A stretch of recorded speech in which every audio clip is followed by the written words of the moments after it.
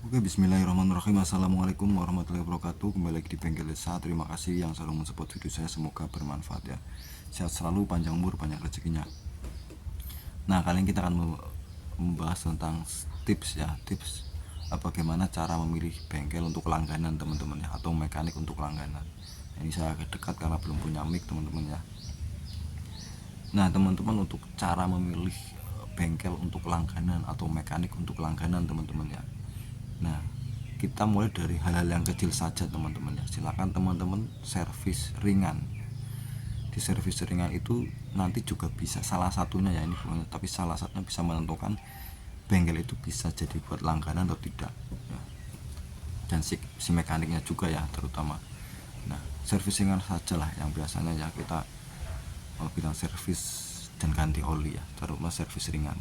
Nah, yang pertama dilakukan si mekanik apa?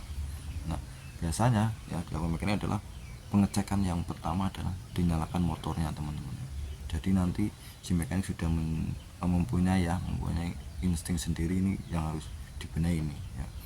Nah, ketika membuka karburator teman-teman ya, servis karburator. Nah, ini yang karburator ya, bukan yang injeksi. Nah, ini biasanya juga dilakukan pembersihan di filter udara teman-teman, atau saringan udaranya ya. Itu nilai plus, sudah nilai plus lagi ya, walaupun semua mungkin seperti itu ya. Silakan diamati.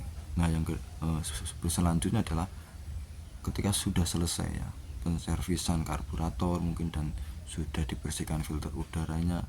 Nah, untuk mekanik yang bisa buat langganan, mungkin cara ini menurut saya ya, itu dengan hal-hal kecil dari mengamati atau pengencangan rantai teman-teman ya. Jadi rantai itu dicek ya.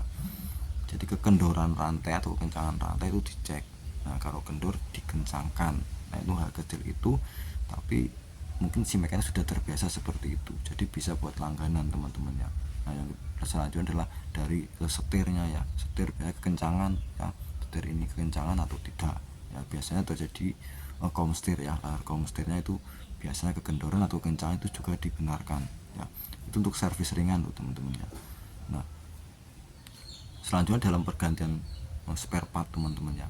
Dalam pergantian spare part itu biasanya disuruh memilih teman-teman ya, jangan langsung asal ganti ya. Jadi disuruh memilih, ada beberapa spare part, apalagi sekarang ya teman-teman ya, sudah banyak sekali untuk spare part ya.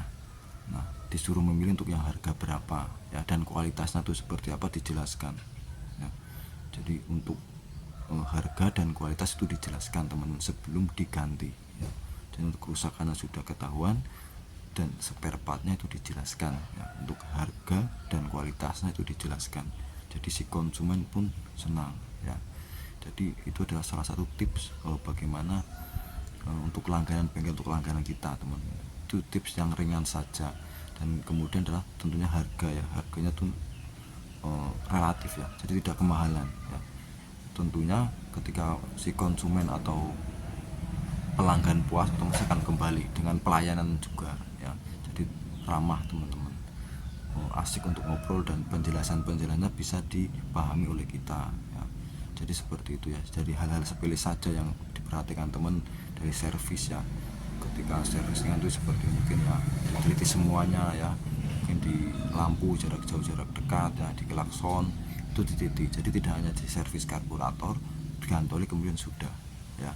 Itu kalau mekanik seperti itu sebaiknya itu tidak buat langganan teman-teman ya. Yang buat langganan adalah yang seperti saya barusan omongin ya. Jadi cukup tips ringan ya, tips ringan, tapi ini kedepannya insya Allah kalau servis besar pun itu ketelitiannya seperti itu teman-teman. Semoga bermanfaat. Terima kasih. Wassalamualaikum warahmatullahi wabarakatuh.